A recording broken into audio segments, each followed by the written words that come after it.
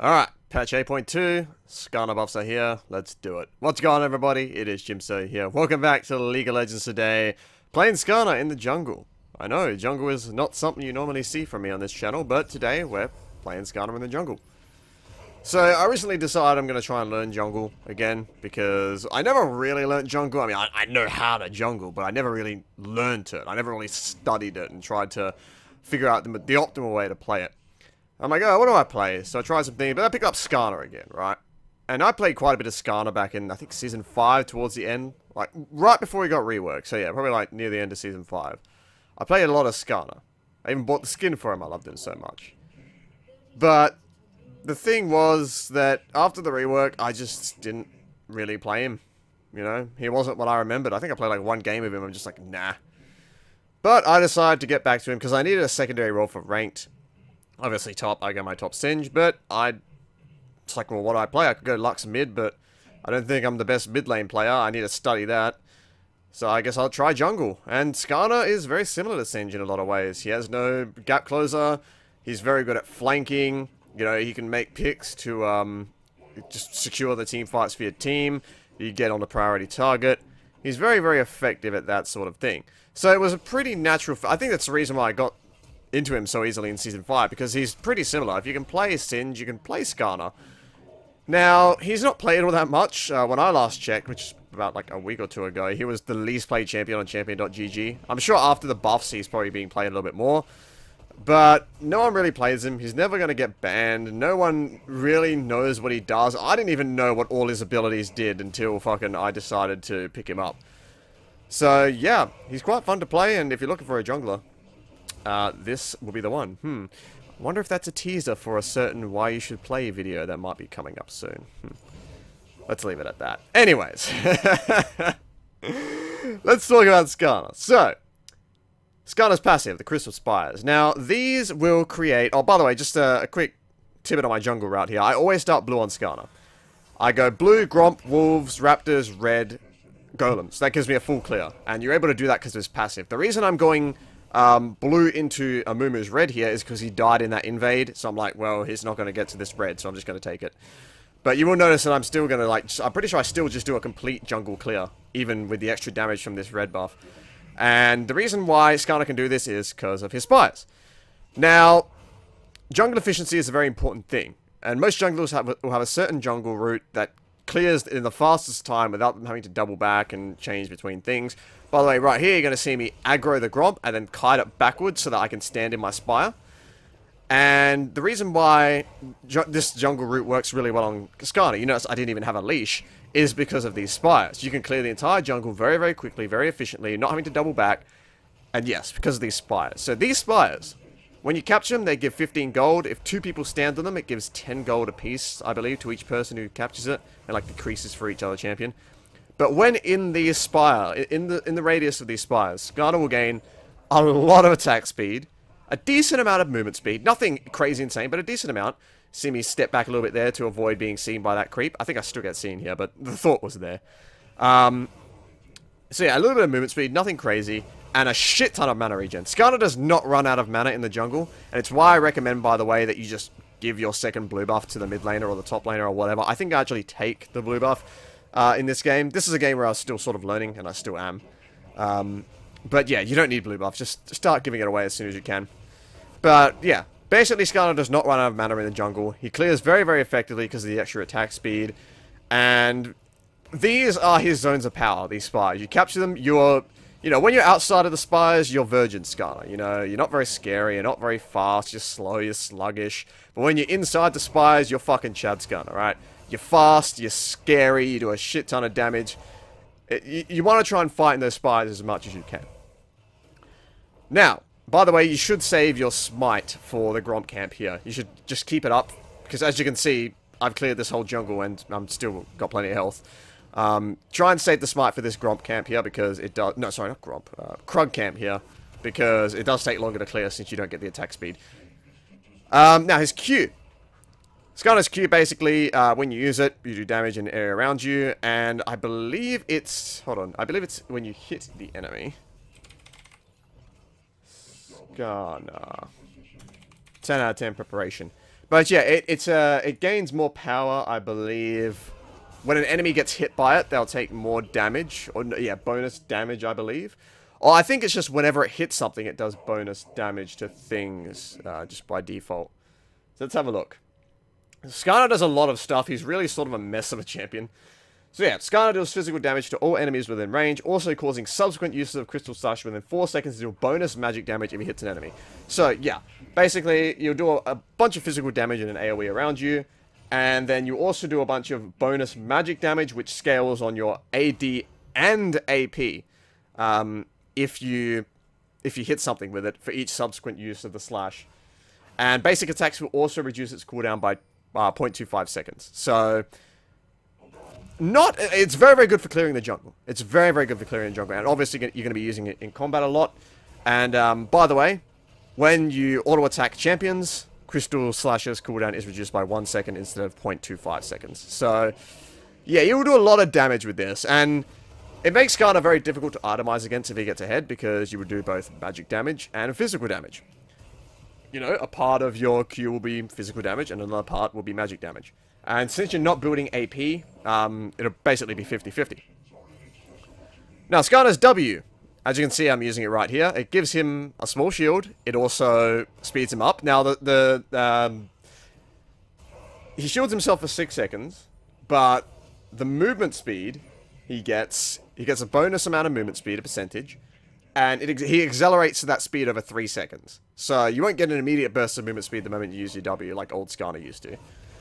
You instead get that full movement speed after 3 seconds. But it's great for getting into fights, obviously shielding yourself while clearing the jungle or fighting enemy champions. It's just a buff ability. It buffs him up a little bit. And his E, which, by the way, a thing I've learned since playing this game, you should max your E, especially since after the buffs to his E. The buffs basically made his E so that it stuns for 1.5 seconds instead of 1 second. And they also buffed his mana regen, which I guess is okay. But you don't really have many mana problems with him. Yeah, here, I shouldn't be taking this blue buff. I should be trying to give it to Rise, but I guess I just got greedy. So yeah, you want to be maxing your E first. Now, his E... Oh, sorry. E, Q, then W. And obviously ult whenever you can. So his E will launch a small projectile. It's pretty slow. It's pretty it's a thin projectile. You'll probably miss it quite a bit. I still miss it a lot. But yeah, he shoots it out, and when it hits a target, it'll slow them down by quite a bit for a couple of seconds. And then it'll also mark them. And if he auto-attacks that champion, he'll stun them for 1.5 seconds. So this is his way to initiate ganks. Once again, it is a skill shot. It's sort of annoying to hit. Also, coming back around again for another cheeky gank. But this is a nice wall stun by the Poppy here. Before I can auto-attack to proc the stun. Very good by her. So yeah, it's his primary tool for initiating ganks. You go in, you shoot that, you slow them down, you get the stun, you follow up with the ultimate. And yeah, and basically you want to level it first because just for the cooldown. You know, your Q's cooldown, you know, leveling it up increases the damage, sure, but it's not an insane amount. You know, it goes from 33, it doesn't have like a base damage. It instead just scales directly off of your AD.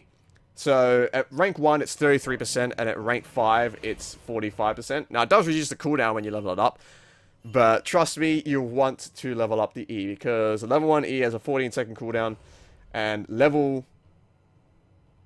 Oh, where is this here? Level 5 E has a 12-second cooldown, so 2 seconds less. That's actually not that crazy. But every time he stuns a target with Fracture, or suppress an enemy with Impale, its cooldown is reduced by the corresponding duration of the disable. So, when you use it, yeah, 12-second cooldown, and then it will be reduced by 1.5 again. And trust me, you just want to be using this E as much as you can. It's your primary source of crowd control, and of course, it helps you follow up with your ult really easily. Now, Skarner's ultimate, Impale. This is what made me fall in love with Skarner when I first started playing. Oh, by the way, leveling up the E also increases the damage it does significantly. From 40 to 140 at max rank. And also the slow goes from 30 to 50%.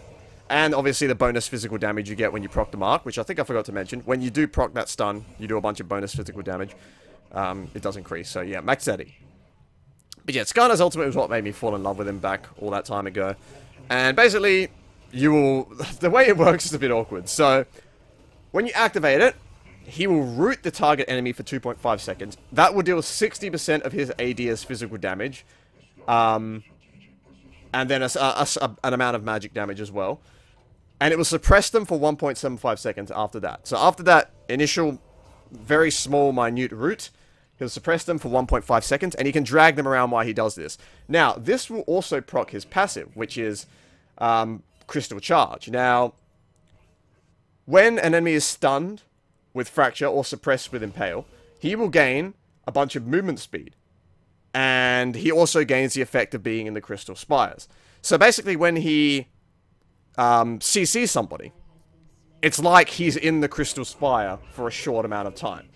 For like the duration of the disable. So when you're impaling somebody and you're dragging them around, you're actually quite a bit faster than you normally are while you're moving. So keep that in mind. And yes, basically this ability is just amazing. It's why Skarner is so difficult to balance, because this ability is just so good. And, you know, like the ability to just create picks with it in team fights and stuff like that, you know, you pull a valuable target, you just win the game. And it's not like the old days, unfortunately, where Skarner's Q used to be a perma-slow. You know, those were the good old days. You can see there an example of me missing the E there, the very thin hitbox that it has. But yeah, basically, Skarner is all about making picks, but his weakness is that he has no gap closer. He has to just run at people. And champions like that don't do well in a game where just movement creep is so prevalent. You know, every new champion has 20 dashes and stuff like that, so he's much like Singe in that way, and that's why I think I got used to him very, very quickly, because I played so much Singe, I know how to play champions like this. And yeah, while obviously you can, in many cases, just run straight at the enemy, and then, you know, maybe pull their tank, and just have your team burst down the tank, or if you can get to the back line, pull something valuable, you can do that. He often works a lot better in the flank, like actually getting behind the enemy team, coming up to their back line, grabbing somebody and just pulling them through to your front line. Or, you know, pulling them into one of your spires to assassinate them so that you get the bonus damage and stuff like that. He's much better at that. So, you know, but Skarner's playstyle early on, you know, now, the jungle item, you can go either Warrior or Cinderhulk. The way I try and determine which one I'm going to go is I'll go Warrior if my team already has a tank, like, you know, we have a tanky top laner, but I'll go Cinderhulk if we don't. In this case, we have a Rise top, so I need to be the tank for the team. I'm going to go Cinderhulk. I do go Stalker's Blade here. I've sort of grown, you know, tired of this enchantment. I'd much rather go for Skirmisher's Saber, I think. Now, obviously, you can still go Stalker's Blade and do well. You're going to see it in this game. But, you know, Skirmisher's Saber is just so incredibly effective for skirmishing, which, for the early part of the game, you are going to be going damage. You know, you're still going to be a bruiser in the early part of the game as Skarner. You're going to be rushing a Trinity Force, as you're going to see me do here. So you are going to be dueling with people, and Skirmisher's Saber is just so good for dueling. I'm sure most of you who jungle know that. So I've actually tended more towards that, but it's up to you. I'd recommend Skirmisher's Saber. I don't do it in this game, but you probably should. As for the rest of the build, so you get your jungle item, you get Cinderhulk or Warrior, depending on what you want. You get your Trinity Force, and then you just start building tank items. Now, a note on a certain item that's pretty good on Skarner, Abyssal Mask. You want to get this if they have magic damage teams, or if you need it for your MR item. Now, obviously, Adaptive Helm will be better in many situations, but Abyssal Mask is very effective since Skarner has so much magic damage in this kit. Half of the damage from his Q will be magic damage. A lot of the damage from his Impale is magic damage. His E does magic damage and bonus physical damage. Every, like, damaging ability he has, except for his auto attacks, does magic damage. So, getting an Abyssal Mask is not bad, since you're going to be causing enemies near you to take more magic damage, and Skarner is always going to be on top of people. The runes I run for Skarner, I go Aftershock, and, you know, obviously I go Resolve. Now, there are a bunch of people who are like, oh, I got Predator on Skarner or stuff like that. I like Resolves because it just synergizes so well with this kit. Because you can take Aftershock, which, by the way, is getting buffed. A huge buff in the next patch, like a huge buff. Look at the notes on PBE. It's insane.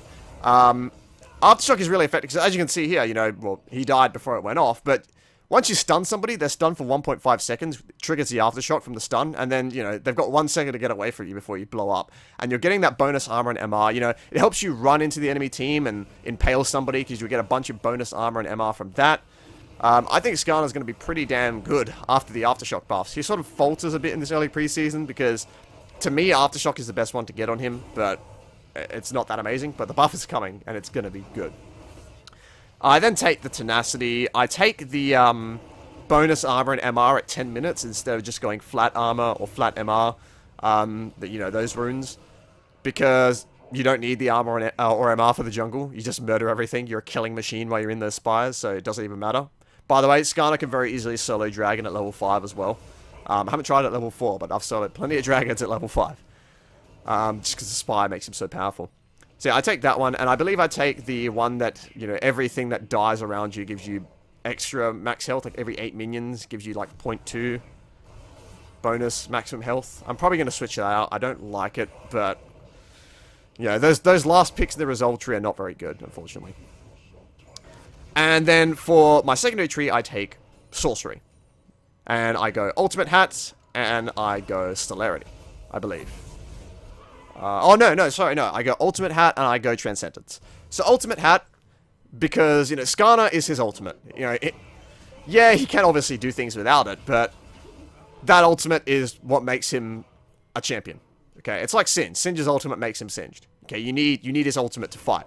Skarner, obviously, you don't need his ultimate to fight, but if you want to do anything meaningful, you're going to want to have it up. You're going to want to have it up as much as possible. And Ultimate Hat helps with that a lot. Since, you know, in this item build... sorry. We go Trinity Force. I believe... we also get, like, an Abyssal Mask, which gives 10% CDR. Or you can go Righteous Glory as well. I don't really like that item. I prefer... it doesn't make me tanky enough. I prefer to go for Dead Man's Plate instead. But either way, you should easily be able to get 40% CDR in this build. You know, there's tank items, that, MR tank items that give you 10% CDR, 20 from Trinity Force, 10% from Transcendence. That's why we go the Transcendence, because at 10 minutes, you will get 10% CDR, so that will max you out. But because you have all that CDR, with Ultimate Hat, if you use your ultimate 5 times, at rank 3, your ult will be on a 40-second cooldown, which is just... absurd. You can use it twice in the same fight in some longer game team fights. I've done it before. It's pretty crazy. So yeah, Skarner's ultimate is what makes him. That was pretty disgusting. Good work by my team. Skarner's ultimate is what makes him Skarner, so you want to have it up as much as possible. Obviously, you know, I'm no massive Skarner main, but I've sort of just had to like try and work things out on my own. There's really nobody who makes any videos about Skarner. There's no Skarner streamers. Like, the last Skarner NA, he hasn't streamed in, like, 2 years. Nobody plays this guy. So, I want to change that. That's why, you know, there's going to be a certain why you should play video on a certain champion coming soon. Very soon, for those of you who like that sort of stuff. But, yeah, you know, I picked him up to teach me how to jungle, sort of, properly. And he taught me how to jungle. I just had to watch a whole bunch of other videos from other YouTubers and streamers who were jungling other champions and sort of learn jungle root efficiency and just work it out for myself, unfortunately. So, obviously, if you have better ideas for runes or item builds, please post them in the comments below. Please, absolutely. I want to hear them. So, yeah, but this is just what I like to do. I think that this rune setup is pretty good. I think that when Aftershock gets buffed, it's just going to straight up be the best mastery for Skarner, Keystone. You know, now, before it gets buffed in 8.2, it's sort of okay, like, it's good, but it's not insane, you know? You'll get it because it sort of seems like the best thing, but you can go, like, Predator and stuff like that, and if you want to go that sort of build. But when the Aftershock buff hits, you're just going to go that on Skarner. It's going to be too good. It's going to be so good on a lot of champions. If they keep it in its current state, which is, like... when you proc it at level 1, it gives you like 85 armor and MR, and then it goes up to like 170 and it scales on your maximum health, your AD, and your AP. That's going to be ridiculous, and you're going to want that on Skarner. But yeah, you know, there are still a few things that should work now, but if you're watching this in the future when the Aftershock buff has hit, just run Aftershock on this champion. Really, just do it. So, you saw me there, going in. You notice, you know, people don't respect Skarner, I don't think, because they don't see him enough. Obviously, they know what he does. They're like, oh yeah, if I get close to Skarner, he's going to fucking impale my ass. But they don't really know the range. They don't respect you a lot of the time on Skarner. It's, oh, it's fucking Skarner. No one plays Skarner. Skarner is trash. And they don't have as much experience playing against one, which was sort of how Singe was in, like, Season 4 and 5. No one fucking played Singe. Singe has played a bit more now, but, you know, the point is still there. People sort of don't know how to play against him. Obviously, in high elo they do. If we're talking, you know, high diamond master tier challenger, they know how to play against Skarner very easily because, you know, you just press the CC button and he doesn't do anything. but, you know, people in lower elos don't really know. They don't get that. It's what makes Singed and Skarner very effective against them. Just doing a bit of counter jungling here. One thing, you know, I have learned about jungle in all my little things looking at jungle is always have something to do. Don't just be sitting around with your dick up your ass. Be looking for something to do. Farm, counter jungle, clearing vision, putting vision down, stuff like that. Yeah, this is a pretty bad fight. I shouldn't really be picking this. I'm like, Rise will come, it's good. But then Syndra appears. I really should have expected that. Fortunately, I got Flash to bail myself out. So we're all good. By the way, Flash or Ghost is another choice you can make on Skarner. I prefer Flash. Flash Impale is pretty effective, but Ghost has a shorter cooldown. It's better early on. It's better for early ganks. It's up to you, but if you don't do anything with Ghost early, it's sort of shitty. And I lost my train of thought again, because I keep segueing into these little other sections. Oh yeah, so always be looking for something to do in the jungle, right?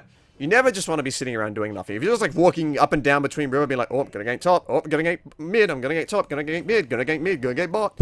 You're not doing anything. You're just wasting time. You're not getting gold. You're not getting experience. You're not putting your teammates ahead. Which, by the way, Skarner is much like Singed in that way. You want to try and snowball your team. Obviously, you can get fed and do a bunch of damage, but less so than Singed. You want to be more of a, like... You know, if I gank people, I want my laners to get all the kills. I want my laners to get every kill. Obviously, it doesn't always work out like that, but that's how I want it to go. And I lost my train of thought again. So, yeah. Yeah, always be looking for something to do.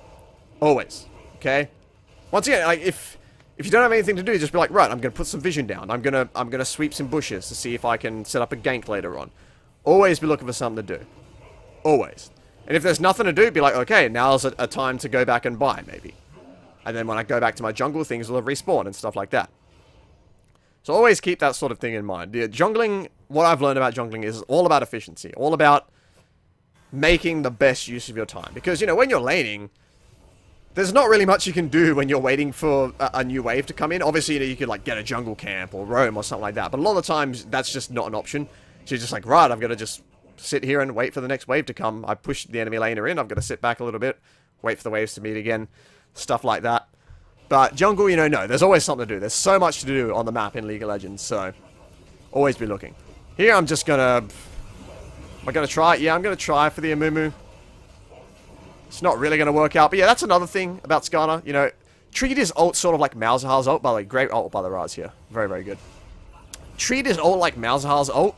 If you can't get to the back line, if it's just not practical, their tanks are just too powerful, they're body blocking you, just grab one of the fucking tanks, drag him into your team, burst him down, get him out of the fight. You know, that's what you do on Malzahar. Oh, the fucking enemy tank is sitting at the front, not respecting you, ult him. Your team fucking dogpiles him and kills him, and now the enemy team is down a tank. So, don't always think, like, I've got to get the carries. That attitude will get you killed a lot on Skarner. Always just ult an opportune target.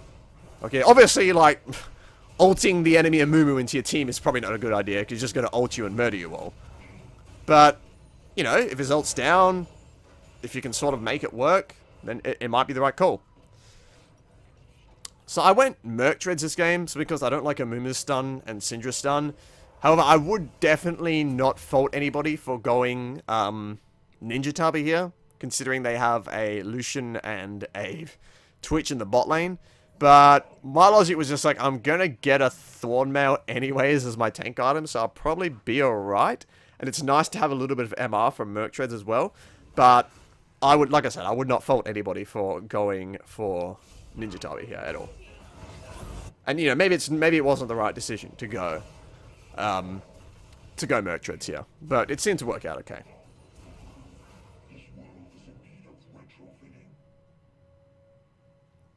So if there's some background noise, it's 41 degrees Celsius here in Australia, so it's pretty fucking hot. Now here I make a mistake, you know, like I said, I'm still testing things, so I'm like, can I solo Baron?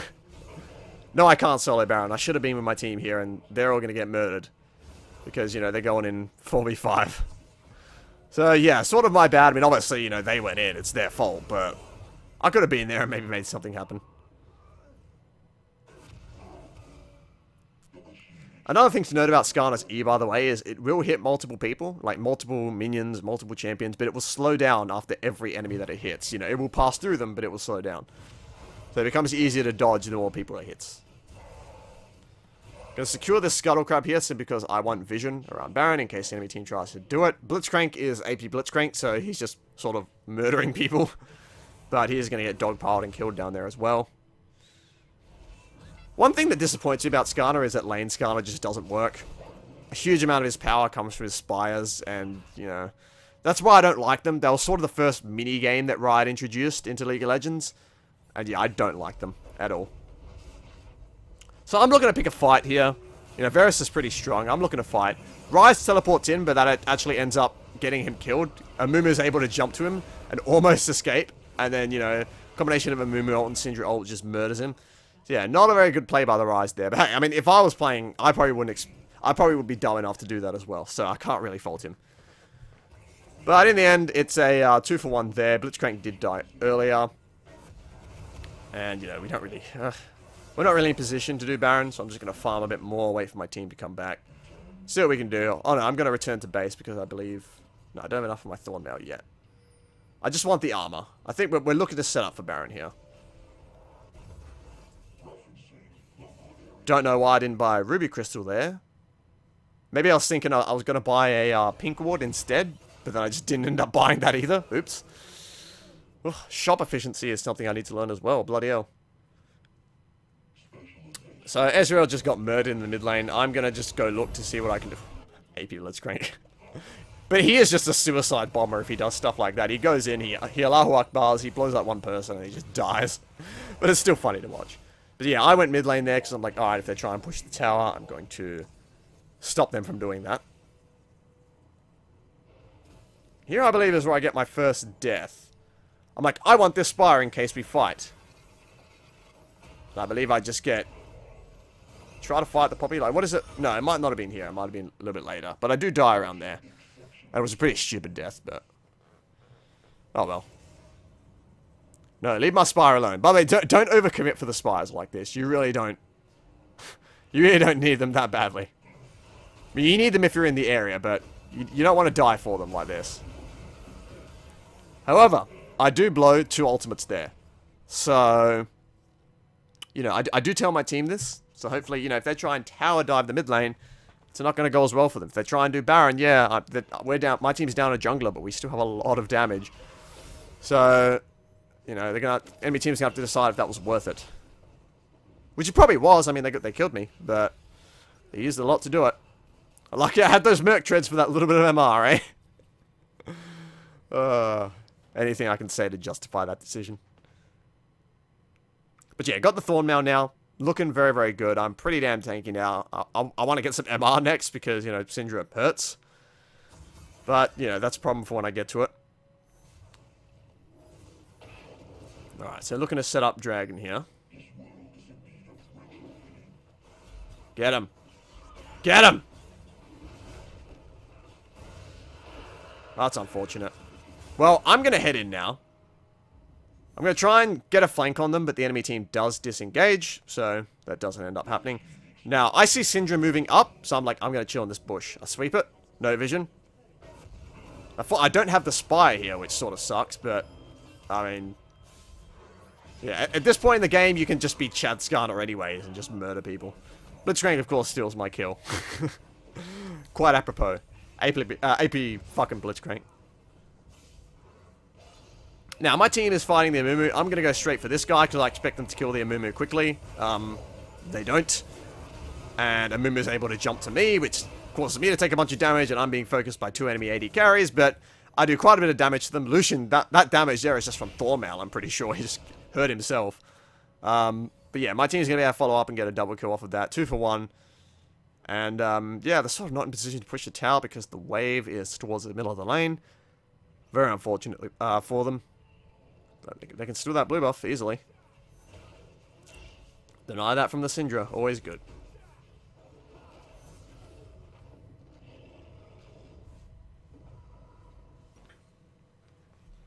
Okay, so I am actually going Adaptive Helm in this game.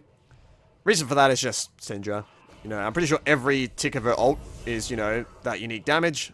Yeah, no, an example of the same damage. So it'll reduce the damage of our ult by quite a bit. Obviously, reduces the damage of our spheres.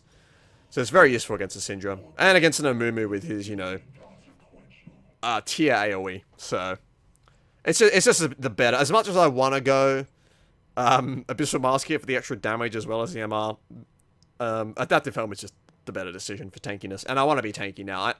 At this point, I've got enough damage. I don't need to be killing people. I just need to be setting up plays.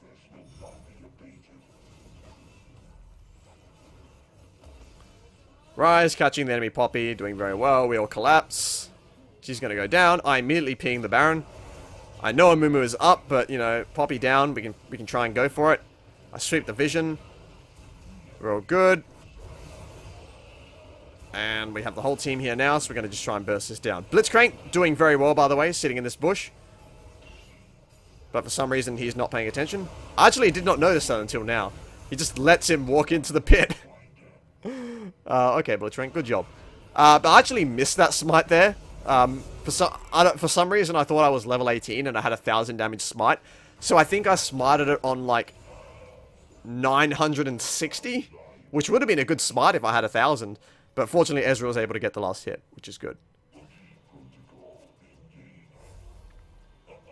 Fortunately, we have to wait for the wave to come, so we're just sort of sitting there jerking off for a bit.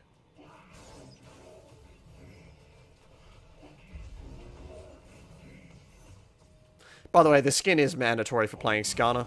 You know, you can either be bitch boy fucking crystal dickhead Skarner, or you can be like mecha killing machine Skarner. I mean, come on. You want this skin. It is a legendary skin, but you want this skin if you want to play Skarner, trust me. Totally do not work for Riot advertising, I promise. Also, because nobody uses the skin. Who the fuck have you ever seen who uses the skin? Do you guys even know any of the skin's voice lines? Fucking hell. So at this point, I'm like, oh god, my team is being dumb and fighting. We should just go back and buy and then push another lane, but they actually end up killing the enemy team, so I'm going to come in and sort of be late to the party. Everyone's already dead. So, yeah, I'm just sort of sad. But that is going to be the end of the game here. We are just going to push for the win. So yeah, very good game on Skarner. Helped my team out quite a bit. Did a lot of damage. Well, maybe not even a lot of damage, but I made a lot of good plays. Set my team up for victory quite well. And now we're just going to end the game here. So, yeah, look at that movement speed with the crystal charge once you fucking stun somebody. Very, very effective. But yeah, you know, if you guys are looking for a champion to jungle, if you want to learn the jungle, play Skarner. Obviously, like, watch jungle videos of people who are good at jungle. But you can apply that stuff very easily to Skarner. He's not very mechanically difficult. And if you're someone who plays a lot of Singed, you'll be able to play Skarner quite easily. You'll pick him up quite well.